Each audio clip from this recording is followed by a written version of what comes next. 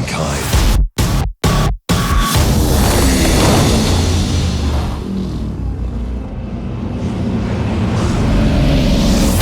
Adam is doing his thing in this movie, but I wanted to know, being in this modern day, if he had a Twitter, what would he tweet about?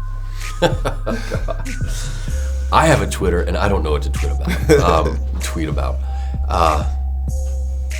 He'd probably try to find, that very special one. Yeah. I don't know. What do you tweet about? I tweet about dots. Frankenstein, he's one of the most beloved characters. He's a monster, but everyone loves Frankenstein. Little kids dress up as him as Halloween.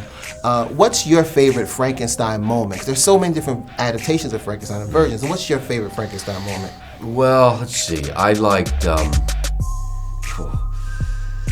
what Boris Karloff did. I liked the humanity that he brought, the struggle to be human when you're being rejected by society and ostracized by society, and trying to belong and not being able to. This is a man that looks different, or is a creation that looks different. He scares people, and yet he has a very sensitive heart. He just wants to be a part of things. And I think that's the story that I wanted to tell in this movie, the man looking for his purpose in life and looking for love. One thing I loved, he was covered in scars. It wasn't the traditional green guy that a lot of people are used to. He was covered in scars. And both, I heard you say, covering scars on the outside. In the interview, you say he was covering scars on the inside as well.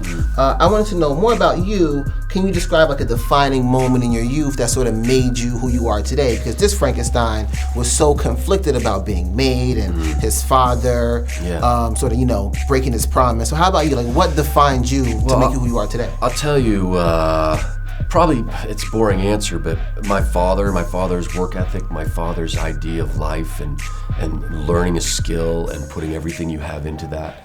But when I read this script for the first time, reading about a character that's unwanted and unloved and rejected, I thought, that's just like my teenage years. This is how I felt as a teenager, feeling ugly. You have acne and you can't talk to that girl, and all that stuff that you go through as a kid. And so I think if kids see this movie, I hope that that will resonate with them, and find the courage and the skills, this character has to overcome those things. That's what excited me about the film. Yeah, I thought you did an excellent job sort of playing that out, because it was human, he wasn't human, and he had this anger into you as well. Yeah. And another part that I loved about it was that the underlying message of love. So last question would be, quickly, what's your definition of love? Just finding somebody that allows you to be yourself. You can just absolutely just be yourself. It's like a modern day adaptation of Frankenstein. Adam came through centuries later, and it's called I, Frankenstein. So I was wondering, if Frankenstein had Twitter, what do you think he would tweet about?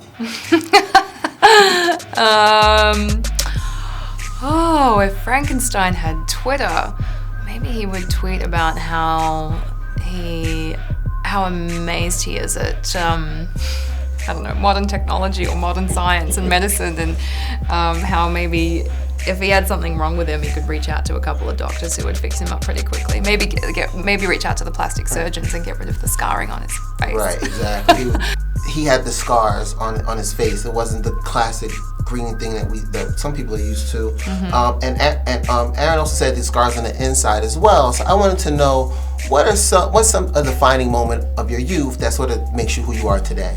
I think, I had a great experience in high school with a particular teacher, Mrs. Halliday, who I'll never forget, who introduced me to poetry and Shakespeare. And although I had done a couple Shakespeare plays prior to that, she really inspired me to have confidence in poetry, which is very much a huge component of theatre, and when you go in to study theatre, which is what I did, which then led me to where I am today. And I always think of that as a real defining moment in my life, which led me to where I am. What was it like the first time you got on stage? Do you remember? I don't remember the actual feeling of the first time I did it. I think mainly because I had spent so much of my childhood goofing around in front of a video camera that I don't know. I guess it felt pretty natural, I think, to get up there. But I do remember the play. It was Twelfth Night, Shakespeare's Twelfth Night, and I played Viola. And it was awesome. I loved it, and Yeah. I kept going. Adam falls in love with your characters. Well, sort of. You guys have a bond in this movie. There's an bond, underlying yeah. message of love. So I want to know, like, what's your definition of love? I would say to have 100% compassion and understanding and no judgment for, well, I guess for the person that you're with, or anyone really that you love in your life. I mean, yeah, which is really hard to achieve as a human being. I think in general we all fight that daily. I'm the best white rapper turned actor. I mean, Eminem did a great job in 8 Mile, but he only made 1 movie. Yeah. So I definitely have that title. You do. I mean, Will. Very subdued, very quiet, very reverential to being. He's a huge fan of comedy, and he's a huge fan of the original Anchorman. And he just kept saying,